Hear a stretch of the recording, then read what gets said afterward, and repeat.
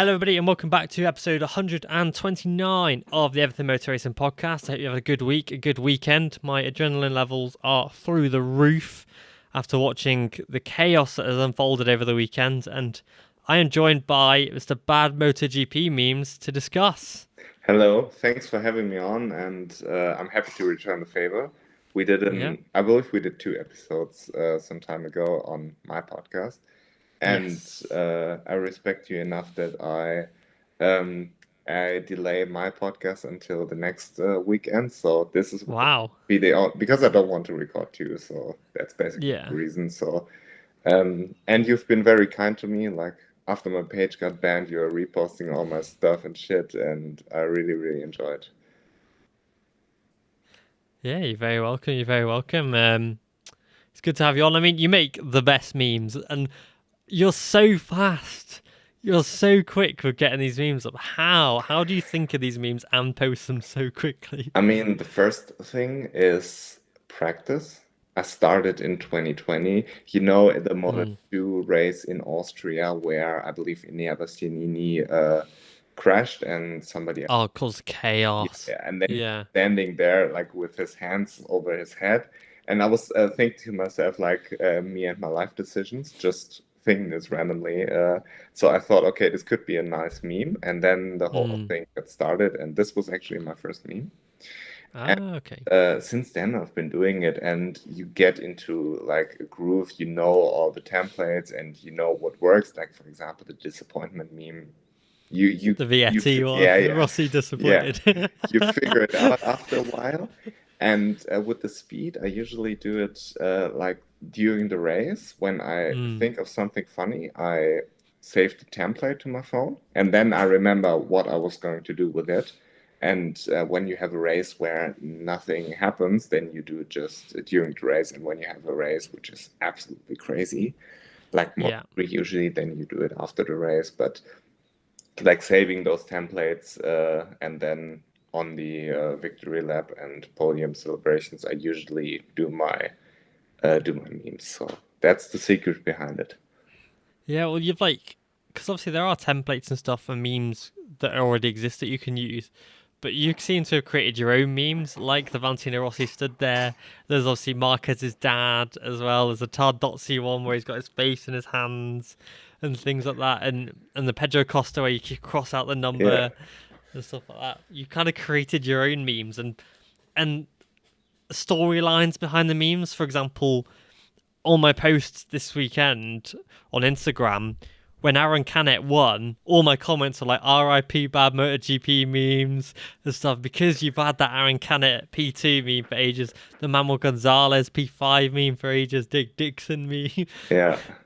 I mean, it's a little bit sad that all the memes are dying. Like I believe like 2021 was peak meme material. Mm, And then you had like Dennis Earnshaw starting to win. Then you had Jake Dixon starting to win. Now Aaron Canet won. John Zarco won. So yeah, basically, you would go through my phones, like on my favorite folder, like on the iPhone, you can favorite your favorite pictures. So yeah, all just meme templates. So for example, the Pedro one or the Disappointed Vale, you will find all of these there. And like the Aaron Canet one was there, so I think I have to remove it now to um, uh, to my hidden folder because I can't keep track of all the memes I have. So I would just put them in the hidden folder and leave them there. yeah.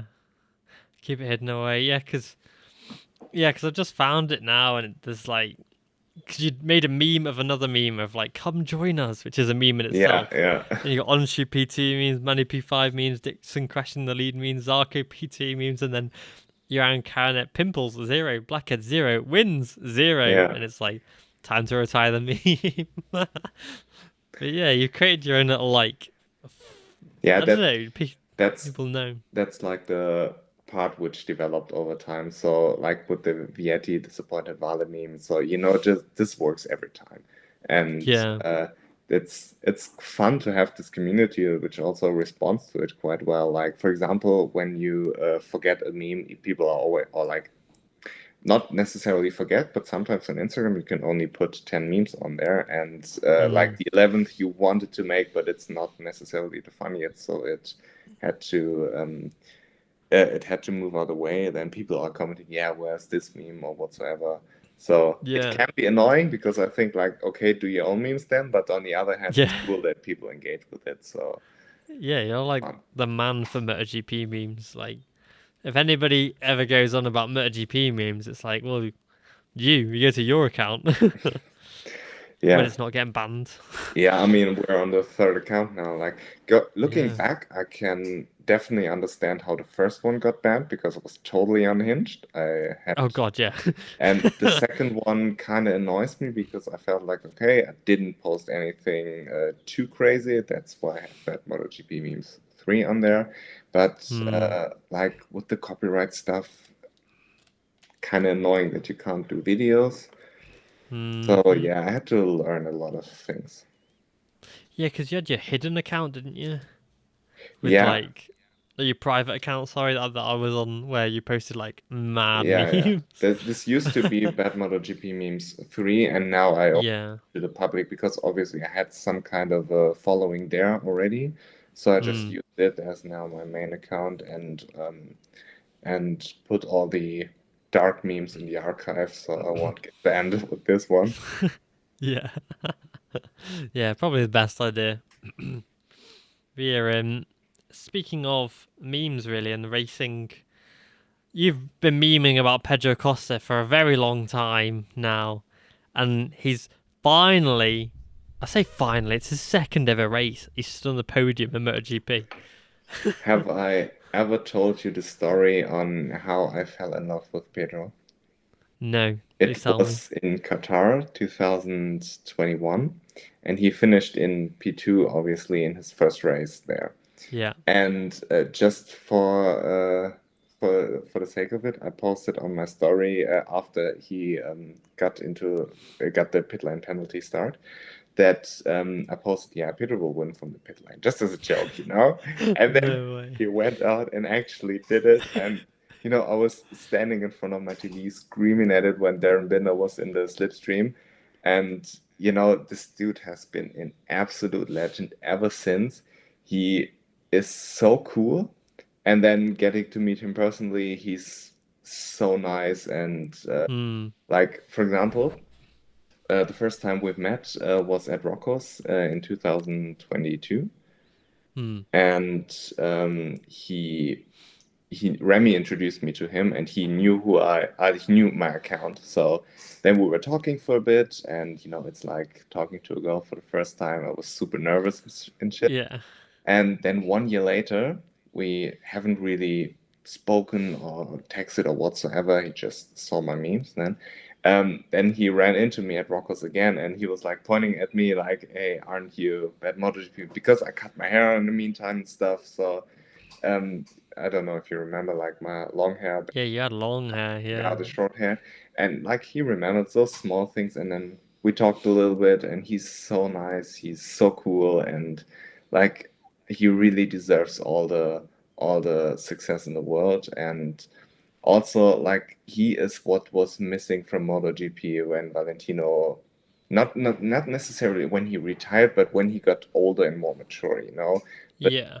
he brings now all the fun back. He has all the swagger and stuff. What was basically what Valentino when he was younger. So it's really nice, and I really enjoy him racing because he never crosses this line that Marquez, for example, crosses a lot of time. Yeah, he's a funny one. I remember his interview after he got the podium, and he was like, "What did he say? Something like, you see, looking for the red Ducati. There's a red gas here now." I was like, "That Yeah. is so good." Yeah, he always has those funny cheeky lines, Those like in one-liners. Mugello when he handed the pizza to Tony Avelino. Abertucci. It's like so Yeah. nice. When in 2021 when he was batting for the championship and he was waving at Dennis Yeah, Foggia, wasn't he? You're like, what are you doing, man? he's Yeah, he's such a just legend. yeah, he's only 19, but the fact that he's managed to get on a podium this weekend in his second race is insanely Dude, impressive. the thing is, in Portimao, he's always been great. And I think Yeah. Portimao is a track where the rider can make a huge difference. I mean, we saw Mark on a Honda putting it on pole and more or less fighting for the podium until it went Mm, south very last soft. year. So I think Portimao is, out of all tracks, like the track for him to really shine. But I was always worried a little bit about the bike, and it seems like Mm, he already sets a new standard for this motorcycle because it used to be super inconsistent. It used to be not very competitive compared to the Ducatis, and maybe it was all the riders, that maybe Pedro is now the super talent that puts KTM on top because he can actually extract the most out of this bike because he's already better than Jack Miller. And with Brad, I think it won't take long. well, Brad Binder is a rider who's famous for being very good when he brakes. And braking into turn one, Brad Binder is the man for the job. You're not overtaking him into T1. And Pedro Costa did. And he made it stick. It wasn't like when he went for Bagnaia early in the race and then went wide because he couldn't make it stick because Bagnaia is very, very good on the brakes as well. He outbraked Brad Binder into turn one at Portimao. And the British commentators were like, they said, "Oh, you're gonna have a hard time outbreaking Brad Binder into turn one. If you outbreak Brad Binder into turn one, you're going straight into the fence," kind of thing. And Pedro Costa did it in his second race. Yeah. Do you remember in Jerez in 2021 when he overtook Ernst and Masia, I believe, on the brakes, like two people in one, and he Yeah, has been a motherfucker on the brakes. I mean, Pedro yeah. on the brakes is something else. It reminds me of Marc Marquez because, like, that's where Mm, Marc gains all of his time basically. And what he did to Brad and Jack was impressive, but I thought it was more impressive to what he did to Pecco, yeah, Like I agree. he made the mistake, but didn't run wide. He collected the bike on the rear brake. It was sliding, but he was never like in a place where he Out of almost control. crashed. He always had it under control. And then he quite quickly figured out, okay, I can't overtake him here, but then made it stick in turn three and positioned himself like he overshot the apex clearly, but Yeah, positioned himself to be in the inside on turn four. He is so intelligent, and it's an absolute treat. And I'm happy that like the whole MotoGP world, who usually only watches the MotoGP race and don't watch Moto2 and Moto3, finally get to see Pedro Acosta because like the past 3 years has been absolutely crazy because you watch Pedro and Moto2 was a bit boring because like Moto2 was boring with the Dunlops, yeah, but it was always crazy to watch Pedro. He is so naturally gifted and he has like this swagger that you've been missing so much.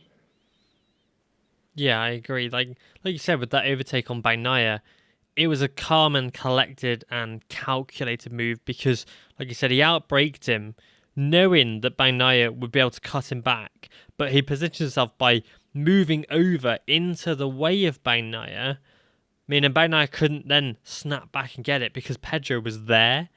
Meaning Bagnaia had to relinquish that position, which I think, and then disappeared into the He distance, gapped him immediately. which I think Bagnaia was holding him up for one. And two, I think very much annoyed Bagnaia quite a bit, which is why we saw what we did with him and Marquez. I have I have a different opinion on it. I think it Okay. doesn't have anything to do with what Pedro did because I think Pecco he accepted. Okay, Pedro is faster. He didn't really fight him too much there. Like he accepted quite quickly that it wasn't happening with Pedro and he was faster. And Mm, regarding Pedro, what was very impressive is that apparently his front tire didn't overcook like it used to happen with other riders in MotoGP in the past years.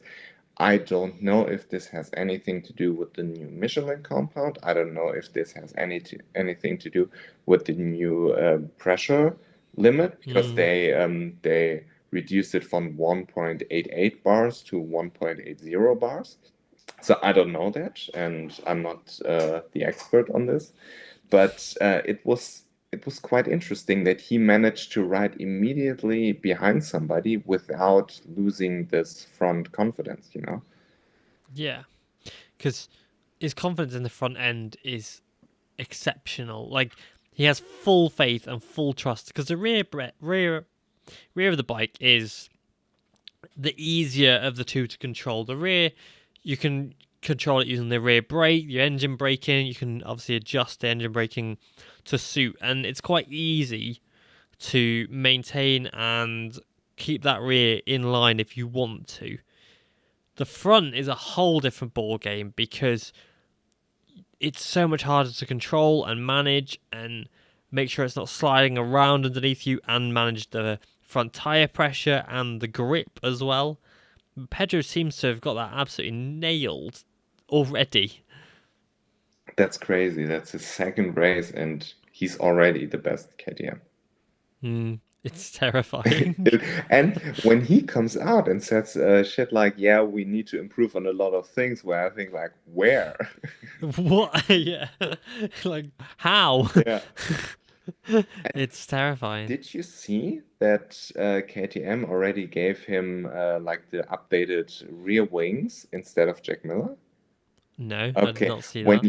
you compare Jack Miller's and Pedro's bike, you have those. Hmm. Obviously, you have the rear wing, but then on the side of the rear, you have like three on each side, so six extra wings. And Hmm.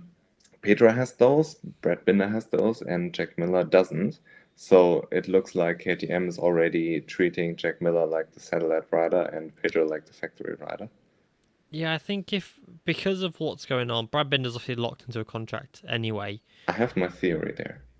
I think Pedro will replace Miller. Yes, Maybe Miller will stay in the GasGas team, yes. but that depends on Moto 2, I think, quite a lot because we've got Furman coming up, but he might not even win the championship.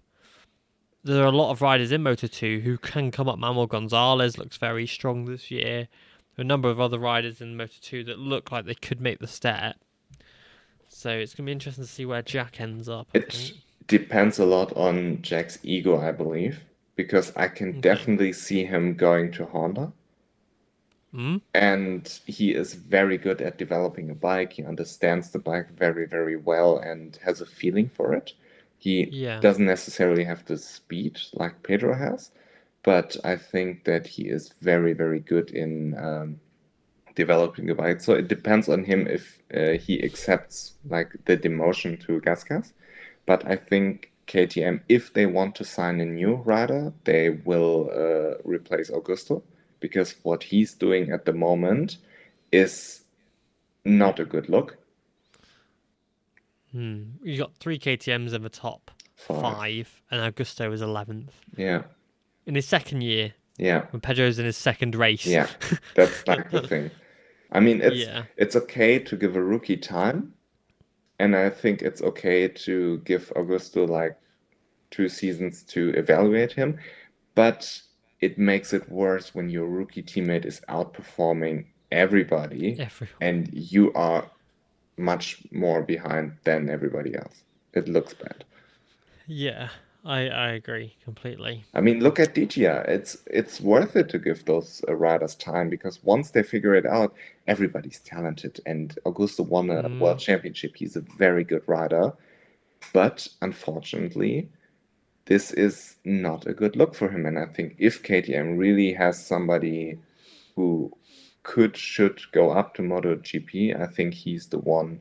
Except Miller obviously moves, for example, to Honda. Then they have a free spot. mm, yeah, it's gonna be interesting because there's a lot of talk about Marquez maybe going to KTM That's as well. that's the thing because I think Red Bull has a big interest in Mark being in a on the KTM, And I think Mm. there's no way in hell they'll let Pedro go. They will give him a check, they will give him a contract and say, write the number down you want and everything We'll else you sort it need, out. and we will figure it out. Please don't go to Ducati. And Mm. I think if really Mark is not in the mix for the Ducati factory team, where I personally think Ducati long term is better off with Bastianini or Jorge Martin. I think there's a very strong possibility that he will go to KTM and that Brad Binder might be the one who goes to Ducati, for example. I don't think Brad Bender will leave KTM because he's been with them over 10 years now. I think his loyalty lies now with KTM. I think Brad Binder will retire in KTM colours. I did say this about Marc Marquez, so you never know. But I think Binder will stay, and it'll be Miller and Augusto Fernandez whose heads will be on the chopping block. I don't see Mark moving to another satellite team. Mark, Gas have official factory. Gas are listed as a factory, even though they're a KTM bike. They are as a factory squad. I know it's a Tech 3 as well, which is a satellite team, but Gas are a factory in MotoGP. And it's the same bike as a factory squad. So with updates if they want it. Whereas Mark right now is in Grassini, last year's bike, doesn't really get the upgrades because why would he? It's a year-old bike. So I think a gas that's a current spec for Marc Marquez could be quite Yeah. good. Talking about Mark, Yeah. I said earlier that I have my theory regarding the incident. Yeah. Let's And talk about that yeah, incident. I'm because intrigued. like silly season talk, you can do it all season. Now we have to Yeah. talk about like What has happened? 11 world championships ending up at the gravel after they got Yep. beaten by a rookie. And I think it was Mark who wanted to make a statement like, okay, I overtake Pecco now because I want to be the one with the factory seat next year. And Pecco basically said, no way in hell you are going to overtake me. And there was a chance for Pecco to cut back. Yes, it was a small gap. Yes, it was risky, but it was enough for Pecco to say, okay, fuck you. Yeah, let's go for it, kind of thing. I mean, I agree. There was somebody left a very good comment on one of my posts that I was like, you know what? I fully believe this is the right answer, and even was like, this is the right answer. They said that it's called underscore DanIdLF underscore on Instagram. They said the race incident, which was a racing incident, kind of, Ayrton and all that said racing incident, no punishment. Said that the incident was caused by a clash of egos. Mark tried a super hard block pass and went wide, and tried to close the line quickly as a result.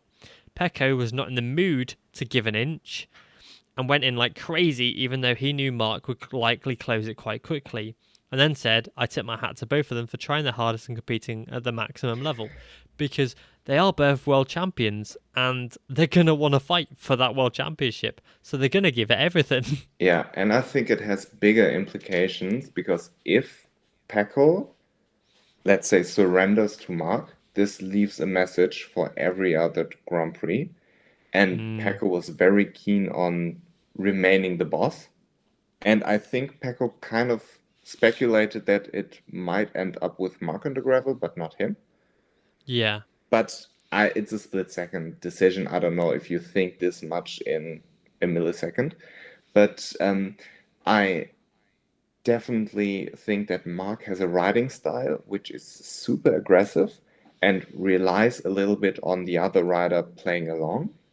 And Mm, Pecco mm. didn't play along at all. He said, this is my team, my I'm manufacturer. the world I'm champion. the world champion, and you are not going to overtake me. And he sent Mm. a clear message there, you not. I'd agree. And I think that's where the ego thing comes into it because Bagnaia should not be fifth or wherever he was when they crashed Agree, behind a rookie agree. with Enea Bastianini way up the road in second or third, sorry, and Jorge Martin leading the race. Agree. Bagnaia should not be the third GP24 about to get overtaken by a GP23 to make him the fourth Ducati in the race. That in his head, no way is he going to let that slide. He can take Jorge Martin winning and Bagnaia and Bastianini in third place. Fair enough. Crap day, put it to bed, whatever. But for Marc Marquez on last year's Gresini bike to overtake him as well, after being overtaken and gapped by Pedro Acosta, nah, no way. Yeah. And so he went for the move, and I don't blame him because he's a racer. He's a world champion. That's what they do. I also don't blame Marquez for trying to make the move as well and gain some extra points on Bagnaia if he's feeling he can be faster than him. I don't blame either of them, and they both were just scrapping for the same inch of tarmac, and they went down. Yeah, I think Pecco went for a pretty small gap, but from his perspective, he doesn't see Mark because it's a left-hand corner. You are hanging off the bike. Your head basically touches the asphalt, and the motorcycle is right next to you. So he doesn't see Mark at all. If anyone could have avoided the collision, it would be Mark to back out because he must have seen or heard Pecco one way or another, I believe. He would have known Pecco would have come back. Especially since he gone a little bit wide and left the gap open. But then again comes Mark and his character like, I'm here, I'm the greatest of all time, you are not going to get anything from me, Like Mark relies on other people backing out of overtakes for them to not end up in the gravel. And Pecco had the same attitude, and those two don't mix very well, Yeah, exactly. It's a clash of egos, isn't it? It's a clash of both of them. Yeah. Not wanting to give the other one an inch, and that happens in racing, and that's why they crashed. And it takes an exceptional rider, far better than any of us, mentally, to give that up. Yeah. But if you give that up, you're never going to be a world champion. Yeah. Yeah, you send a message that I will give up on you, and you'll never win a championship like that. This is why the current world champion and the 8-time world champion went down, because they're not going to let anybody beat them. Yeah. And what I think is interesting, because I fully agree that's a racing incident. I don't blame Marquez or I don't blame Bagnaia. I think it was just, you could make an argument for both. You could say, Pecco shouldn't have went for the gap because he should have known that Mark was cutting back. And you could make an argument that Mark should have left more space after he went wide. But I think that it's odd that those incidents usually happen with Mark. And Pecco usually is a clean rider. I remember Maverick Vinales and Pecco last year. I was going to say Vinales and Pecco. But it's not the track record that Mark has there. And I think it's odd. Like when you're driving on the road with your car and you have those small incidents all the time and other people don't, maybe it's you, Yeah. Even though if look at it separately, those incidents maybe not your fault at all. But when you have a track record of a lot of incidents, that I think it's maybe it's you. Marquez definitely has a track record for incidents with riders and controversy and things like that, and that's why he's an 8-time champion, because so did Valentino Rossi, because neither of them want to give their opponents an inch. And that means that you're going to take people out in the process, and you're going to annoy people, and you're going to be controversial, because you're going to want to find those limits and push the limits and push the boundaries of what's right. And if you're going to go for a move that may put another rider in the gravel, you're going to do it if it wins you the race and wins you a championship. And that's where riders like Valentino Rossi, Marc Marquez, have been able to make the difference and win 8 or 9 championships, because they're willing to put everything on the line, even if it pushes another rider off the race, which isn't the right thing to do, and sportsmanship and the gentleman's code and all that malarkey is like, both of you must finish the race and stuff like that. And Pedro Acosta doesn't knock people off to win races, of course. But you also, if you've got that hunger, no one else matters but yourself. Yeah. And I think that's why Marc Marquez it's always Marc. Because Marc is hungry and he'll put himself before anybody. He was a rookie. It was 2013 at Jerez at the Oh last yeah. corner, and he was like, "Screw you, Lorenzo. I'm gonna get this one. The Like, I don't even care. This corner's been named after you yesterday. I'm having this yeah. podium place, not you." The thing is, what changed is that now the stewards are looking at those incidents. Like back in the day, Marcus didn't get a penalty, Rossi didn't get a penalty in Jerez where he knocked Ciro Gibernau off the track. And even like Loris Capirossi, where he won his world championship after Oh God, yeah. I forgot who it was he was Harada, I competing think with. it was. I don't know. It was before my time, so forgive Hmm. me. And like those things weren't necessarily um, handled from the students, and now they are, and quite rightfully so, because you're playing with people's health here.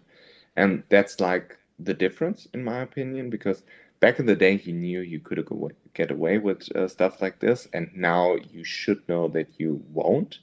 But what this whole Mark incident tells me is that the argument we used to make, like, oh, he has to be so aggressive because the Honda is shit, falls out of the window a little bit. So Yeah, it's just him being super aggressive. It had yeah. nothing to do with the bike.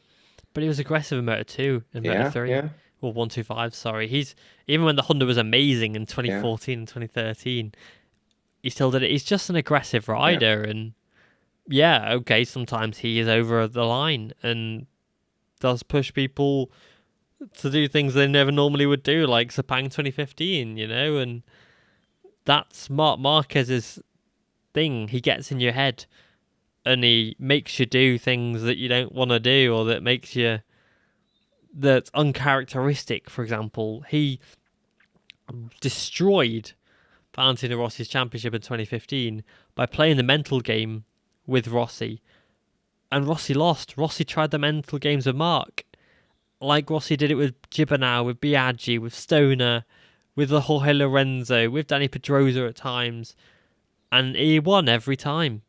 He tried it with Marc Marquez, and Marquez bit back harder than Rossi has ever felt it in his career, and it cost Rossi the championship because Rossi fought back, and that's why Sepang 2015 happened. And that's Mark's game, I think, is just dismantling his opponents in any way he can. And Bagnaia is no stranger to that and is not going to be somebody that Marquez is like, yeah, I'll let you have it, because that's not what Mark's game is. Marquez wants to prove himself that he's still the man, he's still got the talent and stuff. And if Bagnaia is there as a two-time MotoGP world champion, trying to stamp his authority over Mark and go, I've got the number one plate, I'm in the factory team, you're on last year's bike. Marquez is not going to stand for that because he's got a track record of not standing for these things. yeah. I'm wondering what Ducati has to say about all of this. Like, if you are a fly on the wall in at Ducati right now, you're Mm, like getting a treat, because I don't think that Ducati is happy with Mark. well, the Claudio Domenicali, who's the Ducati CEO, put on LinkedIn earlier.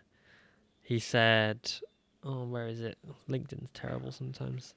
He put a post up basically saying, "I'm on my way back from Portimao after a weekend full of emotion, success, but some bitterness following the incident between Pecco and Mark." First of all, I think you're the only one in the world who goes to LinkedIn for MotoGP updates. I know, but that's Sec why I'm so good. yeah. I'm joking. Second of all, I think it doesn't matter if it's Mark's fault, Pecco's fault, or if it was a racing incident, however Ducati views it. But if you're a satellite rider and you force a crash in one way or another with From their the prize boy. world champion in the factory team, it's not very, very good for your It's not a good aspirations to look. be factory rider, you know? I agree because the factory won't support you. Nadia Padovani will support Mark Yeah. all she can, but the factory aren't. Look at Enea Bastianini in 2022. He was aggressive with Pecco, but Yeah. never over it. Jorge Martin was aggressive with Pecco last year, but he was never over it. And speaking about Mark, like that's why I enjoy watching Pedro or, for example, David Alonso so much because they are not crossing the line fairly often. I remember Mm, Pedro made one mistake in Moto 3 where he took out Sergio Garcia in Aragon, yeah. but I don't remember him being reckless or shit. And with Pecco, more or less the same. He's like a robot. He rides the bike like it has to be ridden, and what really surprised me that he was this good in the sprint, but then was worse in the main race, which never happens. I feel like he is the robot who is collecting data and fixing all his problems, and then the main race is good. That's how he won the world Yeah. champion. And it looked like he was worse than in the sprint, and like he always makes his mistakes. We have now 1 out of 5 possible Pecco crashes for the season, Mm, and I'm very, very concerned about Jorge Martin because he seems to be very, like from Pecco's perspective, I should yeah. elaborate on that, because he is very mature. Like he said something which really stuck with me. He said it doesn't matter if you win a race with 3 seconds or 8 tenths, it's still a race win. And he just managed the gap to Vinales all the time. And that's dangerous. Like That if is Jorge dangerous. Martin figures out to be smart about his speed, Which he has done, I think. everybody is in danger. Oh yeah, absolutely. He's definitely in danger because Martin's problem last year was that he could do the sprints, he just couldn't manage a main race. And now he can. He's proven that in Portimao. I mean, he could manage it like from a tire perspective. That was like in the Mm, beginning of his career an issue. But stuff like Mandalika can't happen if you want to win a world championship.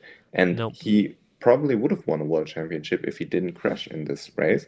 And I think he really learned something from that. And that's dangerous. It's Yeah. very dangerous for everybody else because, like, talent-wise, Jorge Martin is up there. Like you could make an argument if it's Jorge Martin, Marc Marquez, or Pecco or Pedro, like from talent. But those four, I believe, from a talent perspective, raw speed are the best in the world. And Yeah. I think that if he figures out to be smart about it, good night, everybody. Yeah, that's it. Because he was unstoppable in the sprint races last year. 9 sprint race wins. And he looks very, very strong this year already. He's leading the championship by a number of points already. I Yeah. think 17 points, something like that. So he's already got a massive lead after 2 races. I mean, you really have to compare it to Pecco, Enea, Mark. Those are the real championship contenders. I Yeah. don't see Brad Binder competing for a championship over the whole season because I haven't seen anything from him or KTM to make me believe that he can be consistently on the podium. True. And I would like to hear your opinion on something because I'm very disappointed with Enea Bastianini in the first 2 races because he started from the front row in each of the races. And like remember in 2022, everybody knew they were in big trouble when Ineos was on the front row because he has this amazing late race pace. And Ducati seems to be a lot more friendlier to his riding style this year than it was last year. And being outperformed in both races by Jorge Martin isn't a good look when he basically had all the opportunities. He won in Qatar, he was good in Portimao, but couldn't overtake Maverick with his gearbox problems. Like, what the fuck? He couldn't shift into sixth gear and you couldn't Mm-hmm. overtake him on the straight. Like, I was very disappointed with Enea in both races. or both race weekends, even though they weren't bad races in itself. But when you take like everything into consideration, I wasn't very impressed. I would like to hear your opinion on it. Yeah, I think Naya is coming back from a really tough year last year, where his confidence was sky high heading into last year, and then was smashed to pieces on the GP23 that basically was the opposite of what he was used to in terms of the engine braking and things like that, like Pozzacci's going through now.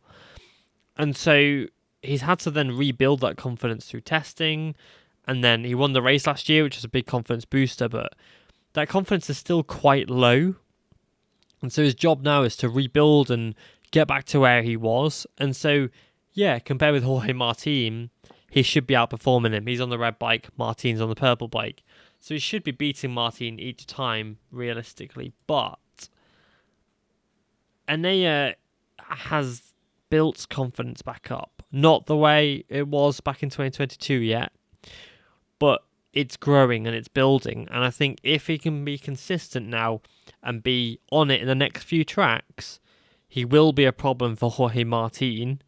As we saw in the sprint, them two are not afraid to trade a bit of paint, with both of them being very aggressive on each other in the early race. I think it was Martin on Anea that was very tight, touching fairings and everything. So Anea's not scared, and I think more confidence he has, the more we'll see him scrapping for that top spot. But it just might take a little few more races, but he only has a certain amount of time before Ducati make a decision about who they want sat next to Bagnaia next year. That's the thing, and I mean he won in Qatar in 2022. Yep. Qatar is notorious for being a track where you have to manage your tire, so it should suit Enea. And he won in Austin, so let's see how he manages Austin with Mm. Mark probably being up there. Yeah, And Mark's going to be Pecco on was it. very strong there. Maybe we'll get a surprise from Alex Rins I was going to say Alex wins. and snatch the three manufacturer wins from Vinales's Yeah, nose. clutches. Yeah, I mean it's crazy because like Vinales, you have to feel sorry for him. He technically did it with the sprint win, but Mm. officially he didn't do it. It's not a Grand Prix win, Yeah, though, is it? and it shouldn't be. Yeah. It shouldn't be. No, it shouldn't. It's It's half half a distance. race. Yeah. Yeah, that's it. But I do want to go into, before we go back into MotoGP properly and go through Moto3 and Moto2, because we will touch on Vinales. I just want to talk about Toprak Razgatlioglu a little bit. Dude. Like that corner, I was stunned. I was shouting so much.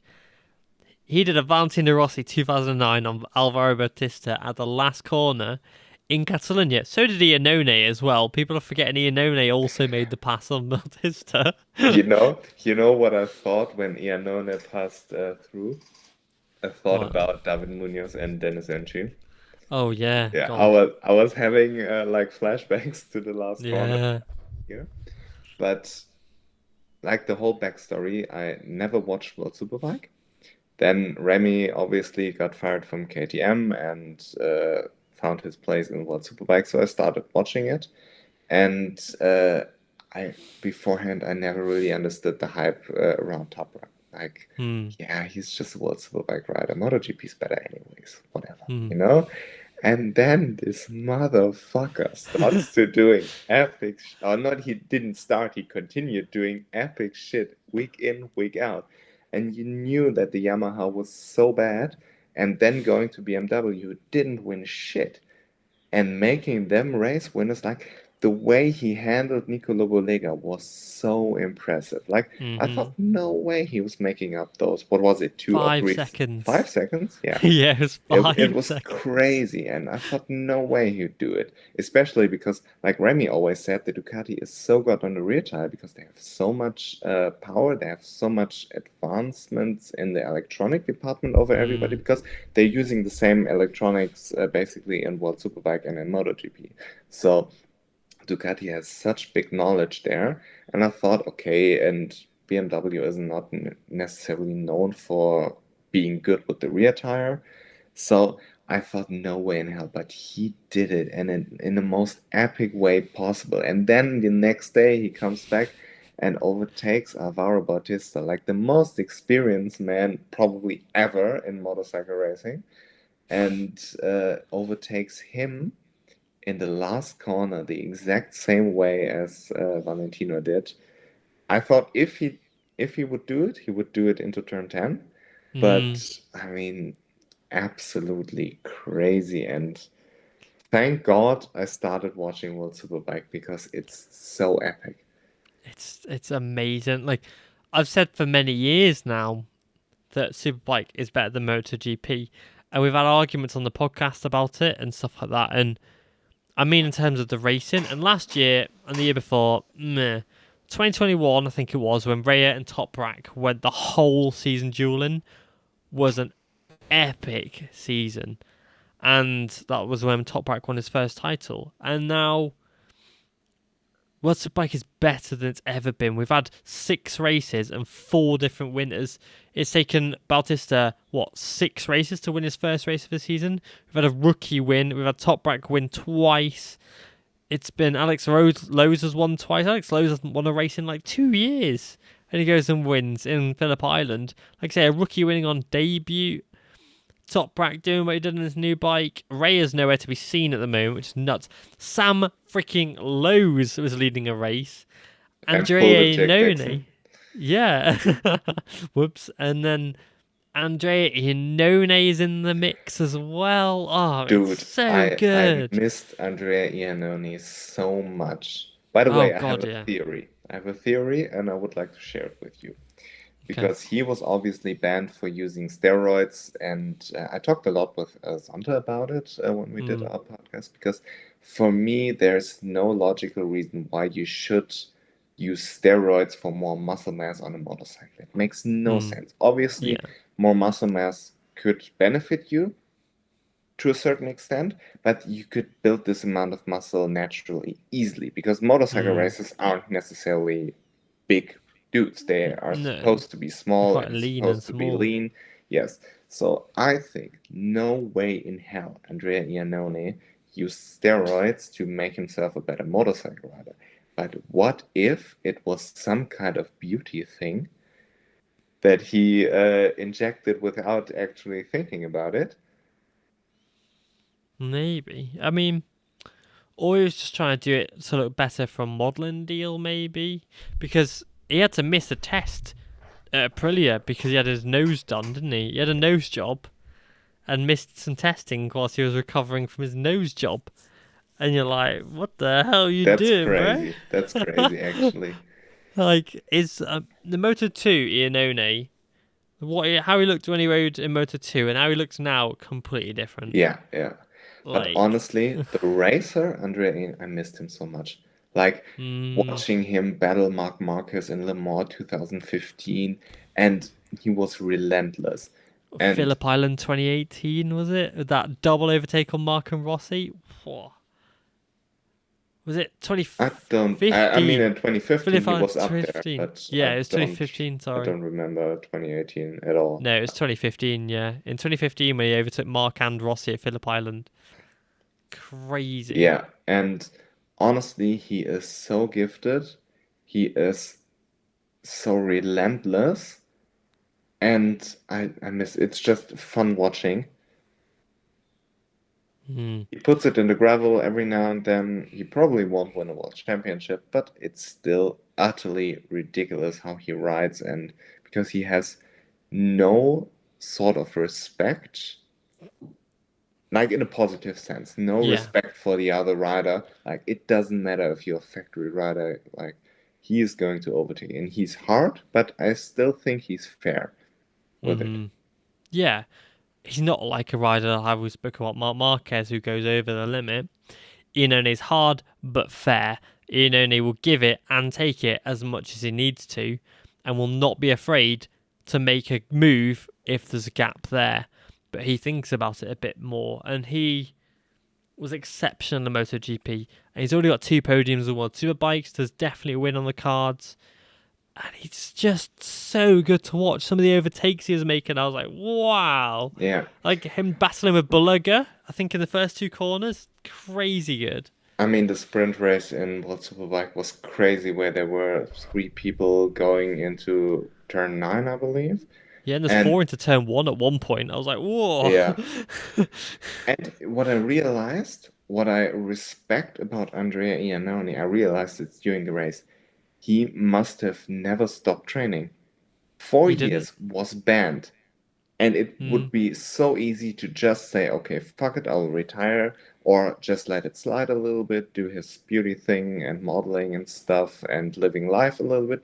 But it appears to be this motherfucker never quit on himself. He never quit his passion. He always knew, okay, I will be back in 4 years, 3 years, 2 years. He had it probably circled in his calendar, this date where he was mm, about to go back on a motorcycle, and he was ready to show it to everybody. And he's doing it at the moment, and it's crazy. yeah, I really, he really is. respect this.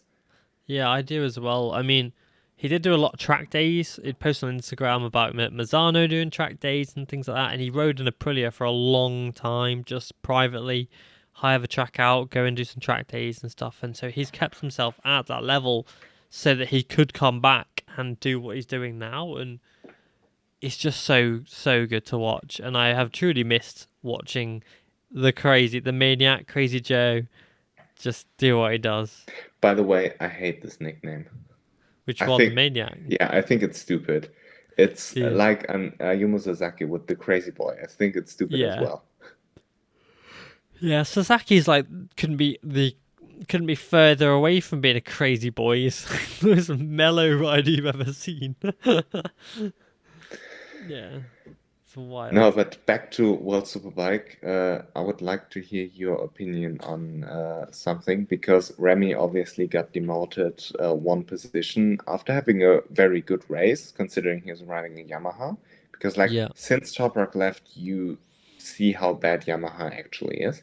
Hmm. And a little bit like with Fabio in MotoGP in 21 and the beginning of 22. And now it seems like they have nothing on the other manufacturers. And he got P6 and then was demoted one position. And I'm Yeah. struggling with this rule because I think it's pretty unfair to demote somebody one position, because it's quite harsh. But on the other hand, you want to prevent riders from exceeding track limits to gain an advantage. So it's like, however you do it, you're probably doing it wrong. But I think a good solution would be to give it a time penalty. Let's Yeah. say, I don't know how much we should figure Like this zero out point with 0.3. X. Yeah, I thought about a quarter second, or maybe like 2/10, maybe 1/10. I don't know how much of an advantage you gain, because it should be a penalty. But one Hmm. position is quite hard, because you should actually gain a position by overtaking somebody, or if you're like immediately behind somebody, and then they use the track limits to gain an advantage on you while accelerating, and therefore you can't overtake. I think it's fair that you should be demoted one position if it's like within maybe 1/10, 2/10. But I don't know how much Petrucci, no, it was Alex Lowe's, I'm sorry, was behind Remy at the end of the race. I should look it up. But I think one position is stupid. You should add like a small time penalty, like quarter of a second. Yeah, I do agree. I think it's better to do a more time-based penalty rather than an actual full position. For example, if you we saw Moto 2, Fermin Aldiger got a double long lap penalty for jump starting the race. And I think that maybe he should have got a time penalty, 3 seconds added to his race time or something Or like like that. one long lap. Yeah, because when you jump the start, then you stop, and then you go. Then instantly, yes, you've gone earlier than everybody else, but you're instantly at a disadvantage because everybody else has gone on green and you're going after green because you're trying to rejig yourself and sort yourself out and then go, oh, okay, God, gotta go now. And you're already at a disadvantage, and then your race gets destroyed anyway because you've got a double long lap penalty. Yeah. So I do agree with the whole time penalty. I think that would be a better way to go about it. Regarding Fermin, I think it's correct to give somebody a penalty because, like, Mm, look at Lorenzo, what he did in 2014. For those instances, I think it's correct to give a double long leg because he was 2 seconds ahead of everybody else, but still got mm. overtaken by Mark after the first lap. Yeah, And yeah, I, th- Kota. yeah, I think that there should be a way to scale it. Like if you have a jump start, but actually don't gain an advantage, you get like a one long lap penalty. Yeah, But if you do get an advantage, like Lorenzo did, and like a big advantage, you should get a double long lap. But yeah, then again, it's difficult. Where exactly is the line? Because you have to define this line if you want to make it a rule. yeah. You do, and Like, is it, it's I'm sorry to interrupt you, is it like that's fine. um, gaining a position to the first corner? Like, if you start in P5 and Mm, you gain one position in the first corner, then you get a double long lap when you do a jump start. But if you don't or lose positions, then you should get only one long lap. What if you start on pole? So I think there are many ways to that this could go, but you have to define where exactly the line is and make it fair for everybody. Because I remember there was a ride-through penalty, so a double long lap is very, very fair when you compare it to a couple of to years the ago. ride through. Yeah, I think you just need to, because realistically, it should be a blanket thing for everybody to deter everybody from doing these things because that's fair. But then it's hard to look at it from a case by case basis because you could have three riders over three Grand Prix in 1 year that could do the same thing but get different punishments because you've Yeah, taken it case by case. and that's a bad Whereas, look. yeah, whereas if you have a blanket punishment over them, it deters them to not jump the start, for one, and two, you know you're going to get a double lot out penalty, so don't do it. Even if you gain no advantage and lose time, don't be stupid and just go when the lights go out. Did you watch Moto E? No. There was, I believe it was Zacconi, Hmm. but could be a different rider, I don't know. And he didn't line up inside this little starting box. The little box thing, Yeah. yeah. And he got a long lap penalty for not properly lining up. It's like Hmm. he didn't gain any advantage. He didn't do anything wrong except not being in this box and still got a long lap. So Yeah. like, but then again, what if riders start to push this? Like, if they start like 30 centimeters in front of the box. So it's a very, very clear rule, and I agree with it. Like, I Hmm. agree with the double long lap for the jump start. So I think it should be a way where it's fair and the same for everybody. Like going back to Yeah. the time penalty for exceeding track limits in the last lap. I think this is fairer than demoting one position Yes, because absolutely. it's absolutely the same for everybody. And like the way the tracks are built, like remember Marco Bezzecchi in Austria in Moto 2, where I believe he should have won the race, but then Jorge Martin won the race because of this stupid way the curbs re-enter into the asphalt. It was the other way around. Marco was actually won his first race because Martin Oh, got. yeah, yeah. But then I think it happened the other way around the week after because they Oh, raced at the I track twice and both of them got penalties for it at some point. Yeah. I don't remember. No. Should need I should watch it back, but then Yeah. again, I have better things to do. Yeah. Yeah. So I think having a blanket punishment is good. And yeah, it's tough on Remy to lose a spot.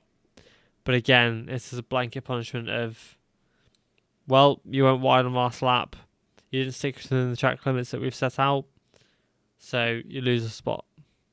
Yeah, I Yeah. mean, again, I think a time penalty would be better. And Hmm. I actually looked it up, and I can't figure out how much Alex Lowe's was behind because they adjusted the timesheets. The time, yeah. And they put him just on a 16 second, 16.000 second gap. Ah, So I don't know. no. That's frustrating. Yeah, it's frustrating because unless he did finish exactly 13 seconds back or whatever it was.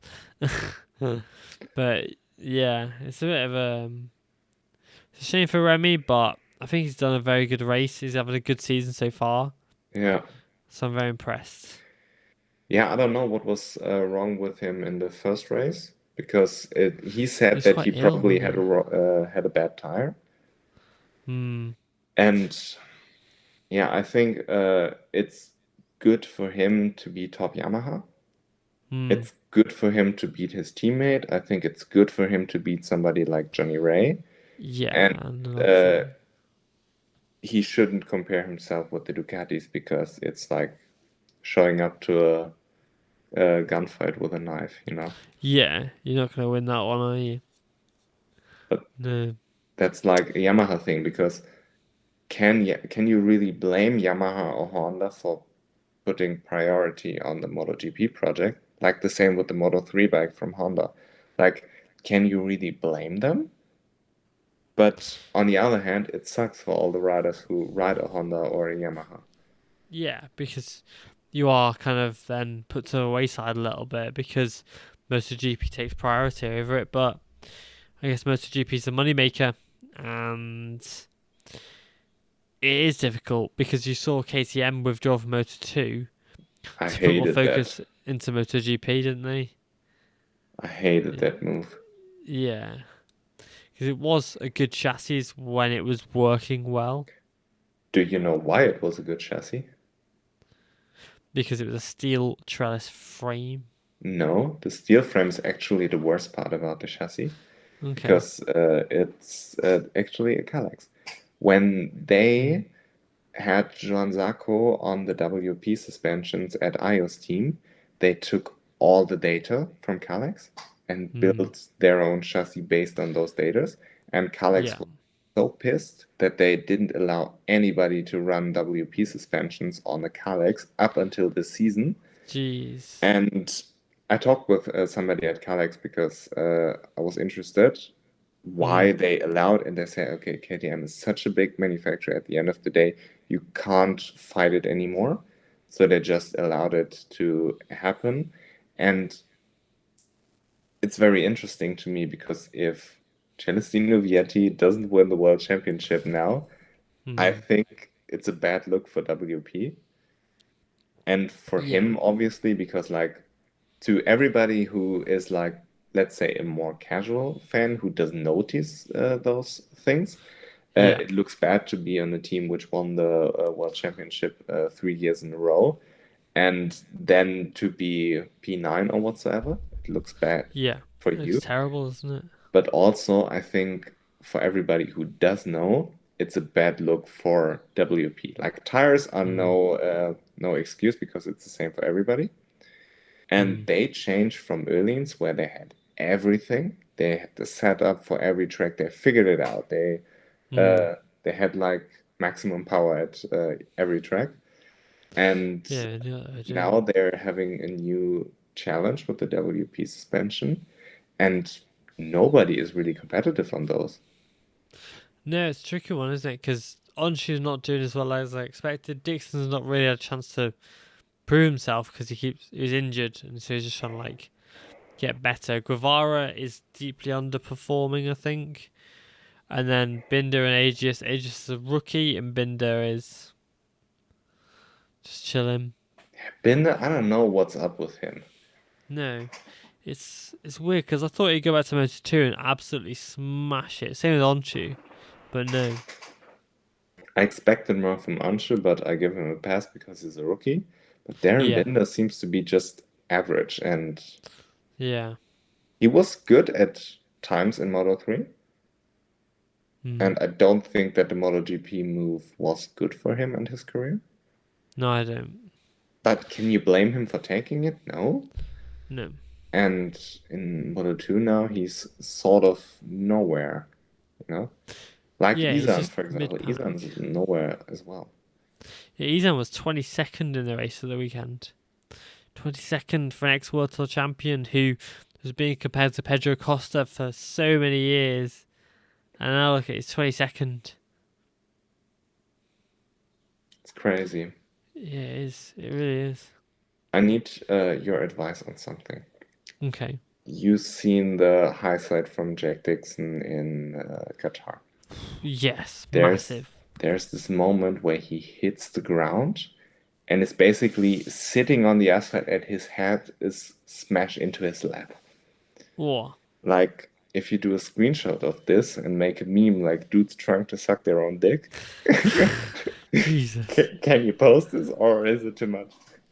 Yeah, you can post it. I can't post it, but you can post it. Because like the thing is, I hate to make fun of riders who are severely injured, Crashing. and it was Yeah. like I thought, okay, maybe it's fine because he started the weekend and was good, but then he pulled back, and I was like, Mm, it's like it's a pretty tough line to cross if you yeah. start to really. I had like a meme ready, but I didn't post it as well. Like when Pedro was on the podium, and there Mm. was like this shot of the KTM management. There were like the three people in the wheelchair. I had like the ready to race, but put Oh it my ready god. to roll. Jesus Christ, dude. But I didn't post it as well. That's like the flip side of not having BadMotoGP memes 3 as Yeah. my terrible account Yeah. at the moment. Jesus. But yeah. Bloody hell. That's a bit savage. Yeah, it's like the dark side of meme making. But I Yeah. didn't feel very comfortable with both memes, even though I think No. they're very hilarious. Yeah. Don't blame you for not posting them. Yeah. Not getting banned as well and having to move to bad Yeah. MotoGP 4. Yeah, true. Right. Shall we move on to Moto 3? No, I would like to talk to you about Joe Roberts Yeah. Okay. because he had like a half decent race. Yeah. And I think if he has like a half decent season, then the way to MotoGP with Trackhouse is now open. And I think he just has to be good enough for them to justify it, you know? Yeah, because you got to justify getting rid of either Oliveira or Ralph Fernandez. Just a big ask, I think. I mean, Oliveira, I believe you won't fire him. The only thing that could happen is Hmm. him moving to a different manufacturer if he wants a factory seat. Yeah, And that'd like be Joe handy. Roberts actually finished second. It's a very, very good result for him. Hmm.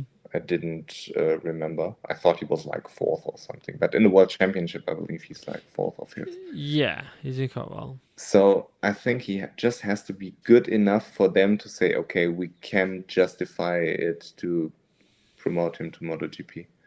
What do you think? I think Joe's had the chance with Aprilia a few years ago and turned it down. That was stupid. Yeah, I think that was like one of the biggest mistakes of his career. I think that Joe's got a chance, but he needs to like win the thing this year because they want an American MotoGP anyway.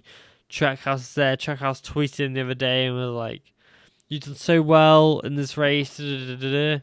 So there is definitely a spot for Joe in MotoGP. He just needs to earn it and actually go out there and win a race to get it, or win a few races to finish third or second or first in the championship. Do you think if he has the same season Jake Dixon had last year, he will get the Mm. trackhouse seat?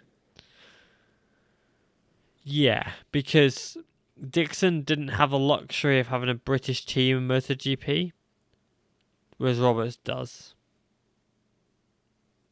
I and that's where actually, they're different. yeah, I actually can see Jake Dixon going to Gas Gas if he has again a half decent season because like they Mm. want like, Dorna wants a British rider and that's like his big advantage. Yeah, that's true. He does hold a lot of advantage there because of his passport, which is unique, really, because normally British riders are the ones struggling. So it's nice to see that Dixon's actually getting a chance because he's British. Which is weird because in World Superbike, British riders are very, very competitive. Everywhere. So, Yeah, like everyone in World Superbikes is British. Weird, really is mad. but I think it's like a culture thing with BSB and stuff that British riders more go to the superbike road and not to Moto Yeah. 3, Moto 2 stuff. Yeah, because they'll go into Superbike. We might do like a wild card at Donington Park, maybe, on the same bike they've been racing all year, and just hop straight into World because it's the same bikes, really, isn't it? Yeah. I mean, don't they use no electronics in BSB? Yes, I think they've got traction control, turn very low. That's it. They've got nothing else, no anti-wheeling and nothing. So it's all the feel is in your wrist. I think this is the way to go with World Superbike as well, because like Mm, you have to give riders safety that they don't get high-sided into oblivion like they did yeah, in 500 days.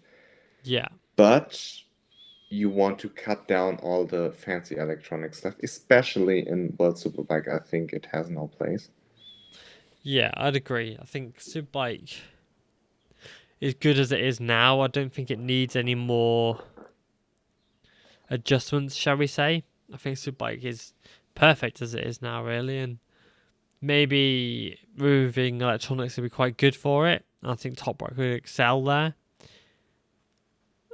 but I kind of like it how it is now. BSB is crazy, but I kind of prefer World Superbikes. What do you make out of Alonso Lopez gifting us the RIP Canet memes? Very sad that he crashed out because he looked very good. I think I saw a video once where he was watching one of your videos on Instagram and stuff like that, and he was laughing his head off at it. Yeah. Obviously, I want Lopez to win the race because he's been very good. Obviously, RIP to Canet memes now. Very sad. But yeah, he's crashed out really quite a lot. And so it's difficult, really, isn't it? I mean, I think both him and Fermin have all the talent in the world. They're Yeah, so good. But I'd agree. I think both of them lack the mental strength, like, for example, Pedro has, for example, Marquez, you know, because you see Alonso getting a bit reckless at times, Yeah, and Fermin doing his little fuck ups here and there. Seems like he's feeling the pressure a little bit. You have to be world champion yeah. because Especially if everything you've been else signed would with be Ducati. considered a failure. Yeah, yeah. Because he's been signed with Ducati as well, so he kind of wants to prove himself to Ducati and go, "This is why you signed me," and that's tricky.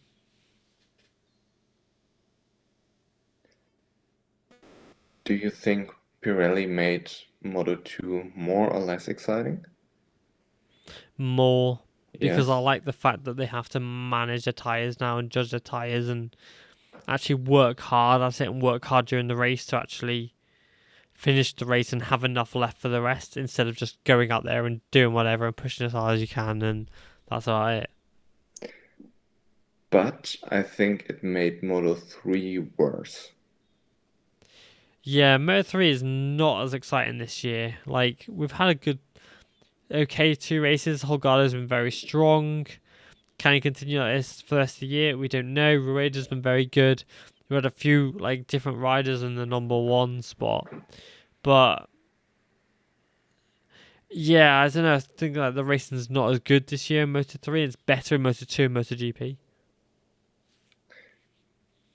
I was impressed that Mm. Rueda was able to more or less find his mojo back Yeah, after me too. last year. Yeah, But I think that he now found people who are equally talented and equally fast. yeah, And I think he lacks a little bit this finesse in those racing situations. yeah. I'd say so. I think it just needs to learn, take time, and try and just understand what the riders around him are like and how they race and the problems they've got going on and things like that, and try and utilize that because Holgado looks strong. Obviously, Alonso looks very strong as well. So he needs to try and find their weaknesses and try and exploit those a little bit better, which I think he can do. It's just how long it takes. I love David Alonso. I He's think great, isn't the he? way he races is so great. Because Moto Mm, 3 is so chaotic, people do stupid shit all the time, yeah, and he somehow finds a way to keep himself out of trouble, yeah, but not lose anything in race position, you know? mm, You can see him being fourth or fifth a long time in a group, and then all of a sudden he's there. mm. Yeah, it's crazy, isn't it? He just kind of appears out of nowhere and then comes and wins the race, and you're like, where did he come from? Yeah. Especially since his junior GP career wasn't too spectacular. No, he won the rookies and then Yeah, had to take a year out and sat in Junior GP instead of the World Championship. And when he did his wild cards and stuff, he kind of struggled or wasn't amazing as well, like at Mazzano and stuff. And then, yeah, he's just there now and he's killing it. very, very impressive. And Mm, I thought Kelso had a similar strategy. It looked like he basically wanted to do the opposite of Qatar, yeah. where he obviously had the soft rear tire and struggled late. He had the harder and kept himself out of trouble. And at times, for me, it looked like he was not having the pace to Yeah. go with the riders, but he still always kept with them. Mm, And then at the end, there was a moment where he thought, okay, maybe he can make some moves now. And he yeah. very, very good result. Yeah, he did. He did really well. I mean, he needs some more podiums. If he wants to ride next year, he needs to stand on the podium a bit more often. His front row starts are great, and it's a good start for him. But he needs those podiums now, and he was very good at Portimao in the Junior GP series. So he needs to like actively start using his head a bit better and fighting against these guys who he was beating in Junior GP and try and actually beat them and win the races a little bit better because on start winning races if he's ever gonna get into a top team or move to Moto 2 or something like that because Jacob Rulestone is coming fast. I think Kelso lacks a little bit of this aggressiveness. Hmm. Like when he was behind Ricardo Rossi, you could see him like not really trusting himself to make the over, even though he should have. And he Yeah. basically made it more or less at the last possible moment without losing connection to the group ahead. So I Hmm. think he needs to work a little bit more on being aggressive at the right moments. But I like his approach of being there, but not picking any fights and not causing himself any trouble, like Qatar, for example. Qatar, there were so many incidents where people crashed and stuff, but Hmm. he let them do their thing and had a good result, and in Portimao as well. Yeah. And he did very well, I think, and he's he's slowly but surely getting there. And I think he's what fifth in the championship. Yeah, fifth. No, he was fifth in the race. Sorry, where is he in the championship? He Probably. is. I would guess like seventh. I think he's fifth or sixth. Let's have a look. It's just loading. But the MotoGP site absolutely sucks as always, so I can't find out for you. There we go, sixth. So he's sixth. He's 2 points behind Via, who's fourth, and then he's 4 points behind Ortolo in third in the championship. Holgado's cleared off in the distance with Alonso just behind him. He also is looking good. He just needs to start getting those top dollar points that he's been lacking, I think. Yeah. But it looks like he has the right team now. He has the right amount of experience. And I think Yeah. when you look at the career progression of him, he Mm, was better each season. And I think this season is really possible that he makes a step yeah. and occasionally is on a podium, maybe win a race like at Phillip Island, and be competitive enough to secure a competitive seat for next year, because I don't think he will be out of Moto 3 because he's good enough to be in the World Championship. Yeah.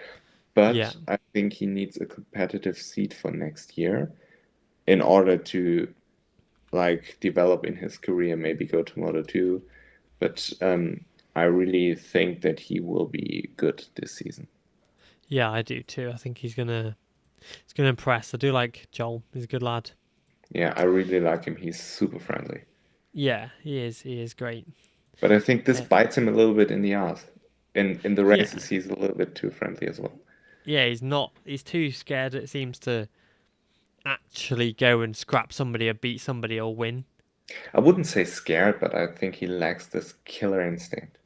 Yeah, yeah. I'd say so. That's probably the right way to put it. I think. And I think Colin, you mentioned, he has Yeah. this killer instinct and he is super talented.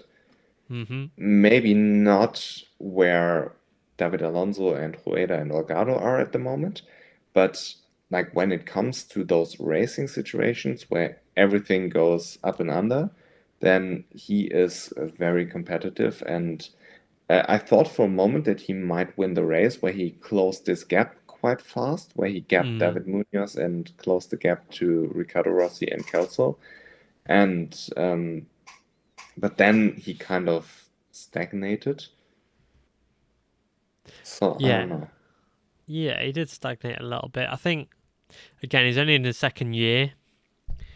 He was very good in Junior GP towards the end of his season in Junior GP. So I think it'll just take him a little bit, a few more races, and he'll be there. I think he'll be there Yeah. consistently. But I think those tires suit riders like Rueda, like riders like Olgado Mm.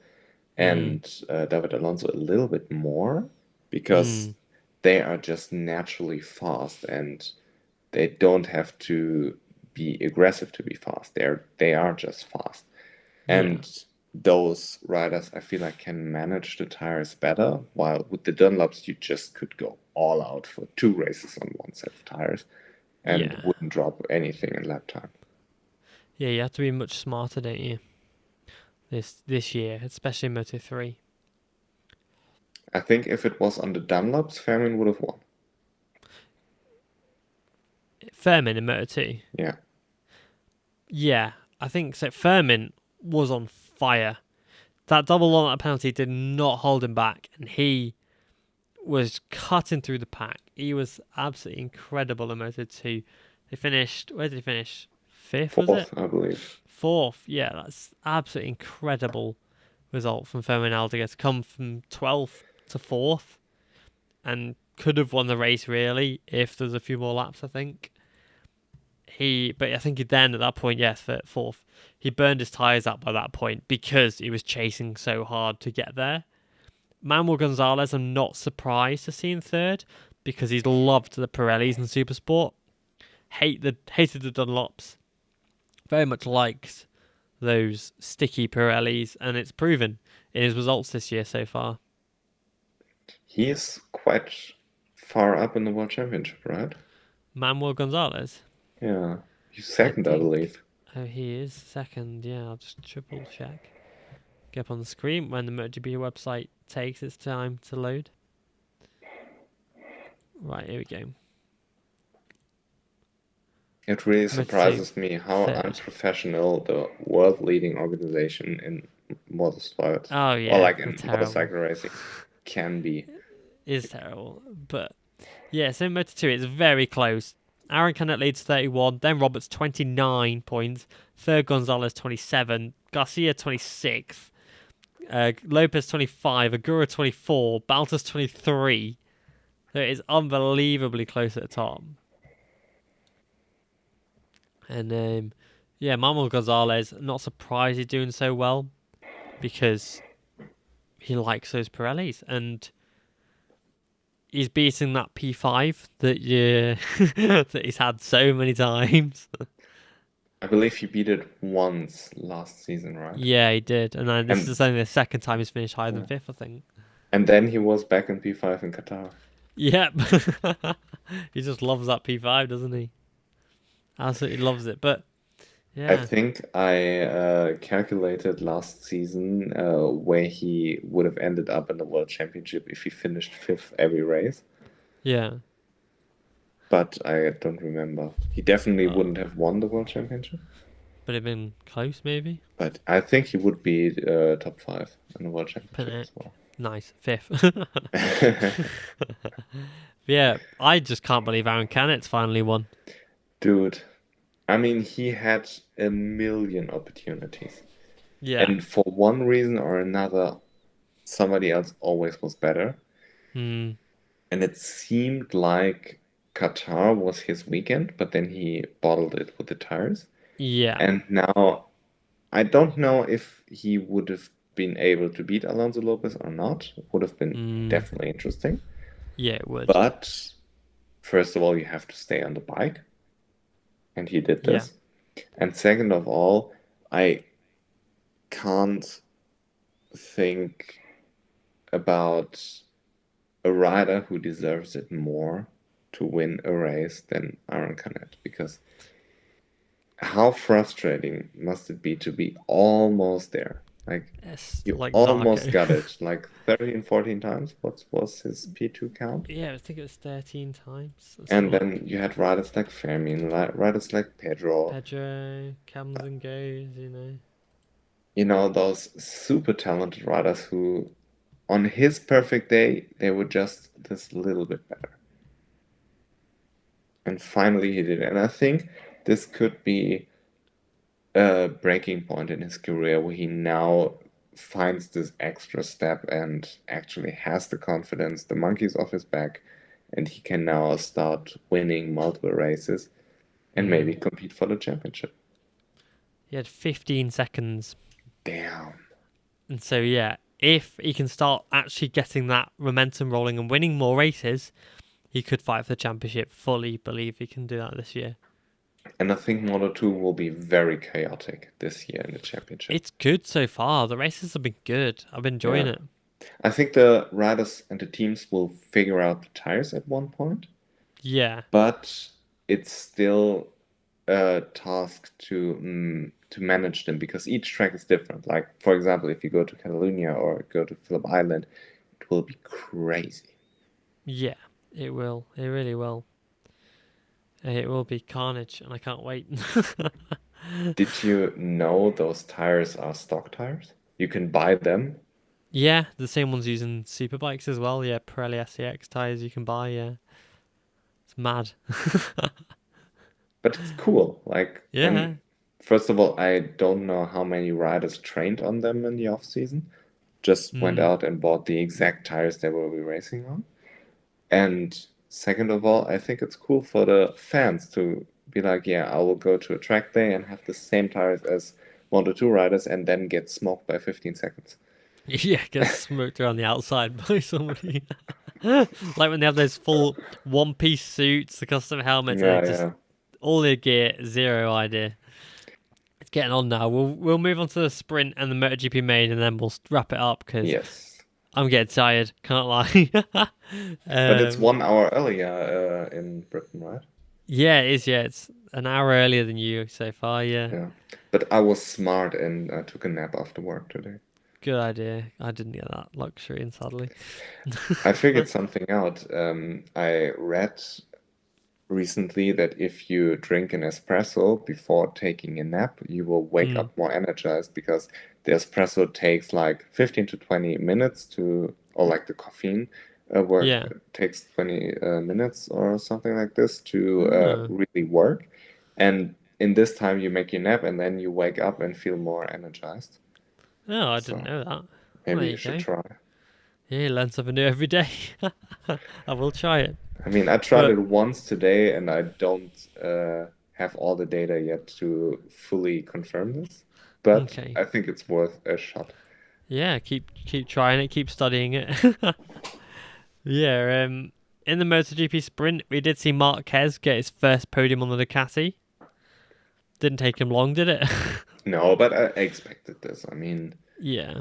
Marcus is a sensational rider. I mean, he Mm, is one of the best ever, and it was just a matter of time, especially on a track like Portimao, where he can really make a difference as a rider. yeah. Yeah, it didn't take him long, and I think that heading into Kota soon, that's I think I'd see him winning both races there. It's gonna be interesting because I feel like the Ducati is a motorcycle which cannot be overridden like the Honda is, and I feel like all of his crashes are more or less his fault in like the training, not like the racing. I mean, Yeah. just training and qualifying crashes, his fault because he was pushing the bike too much. And I believe he even said like all of my crashes are when I go into the instinct mode and don't think Mm, anymore, push. And I'm a little bit worried that the Ducati, because it has to be ridden a certain way. We saw this, like Pecco's a master of it. Pecco rides like a robot. mm, And I'm a little bit worried that this actually might hold back Mark in a way because Mark is such a sensational rider and has the ability to be the best in the world, but yeah. it could be that the bike holds him back because the bike doesn't allow Mark to play out his strength, you know? Mm, that's very true.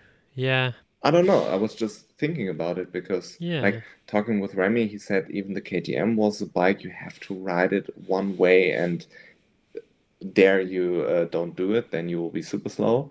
And he said Mm, it's a really crappy way of riding a motorcycle. He didn't like it at all. I don't know how the KTM developed because Pedro seems to be different there. But talking about Mark, I think the Ducati is really a bike which has to be ridden one way. And then it could be that Mark is just limited by the limitations of the GP23. And yeah. I don't know if the Ducati is really the bike which suits him, you I know? think the KTM would be, but That would bring us back to the conversation what they do yeah. with Brad Binder if they promote Pedro, because no way in hell they will let him go. No, that is true. Or Yeah, just put Mark in the Tech 3, I don't know. But yeah, and then we also saw Vinales win in the sprint as well, yeah, which is a finally. long time coming. I'm gutted for him though for this main race. Mhm. It's harsh, Mm. but first of all, it's a part of motorsport. You have to have a reliable bike or car or whatever. Yeah, And I don't know why, but it always seems to be Aprilia. yeah, it's true. The Aprilia is so unreliable. I think it's the most unreliable bike on the grid Like, because they're always having issues with reliability. like Aleix had his issues with the what was it, the electronic setting or whatsoever in Motegi in 22? Yeah, and then Vinales' rear height device failed. Alecia's Yes. rear height device failed. Fernandez had to pull into pit so many times. Oliveira's pulled into pit so many times with issues with their bikes. Remember when he had this super gay livery, Which one Oliveira? was that? I don't know which Grand Oh, Prix, with the but rainbows. Yeah, yeah. yeah, I believe it was like the Barbie livery when the movie came out. yeah. That's right. Yeah, yeah. And then that didn't work, did it? Because the bike broke then. Yeah, he But had the to Aprilia pull seems into to the be. Yeah, it's like the Aprilia just seems to be so unreliable. and like Aprilia has those clutch issues where they Hmm. fuck up every single start. Yeah. And even if they don't have any reliability issues, they find a way to fuck it up. And I'm Hmm. wondering if it's the team or if it's the ride, like Aleix in Qatar. I mean, Maverick was had no fault that his gearbox failed, but I think Aleix in Qatar, there was a good argument he should have won the Grand Prix or at least finish on the podium.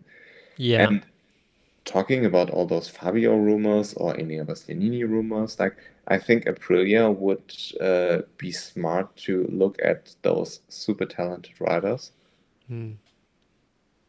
Yeah, I think so too. But it just depends if the reliability's there because Alecia's kicked off so many times at Aprilia for their bike not working as it should and braking and just not working properly.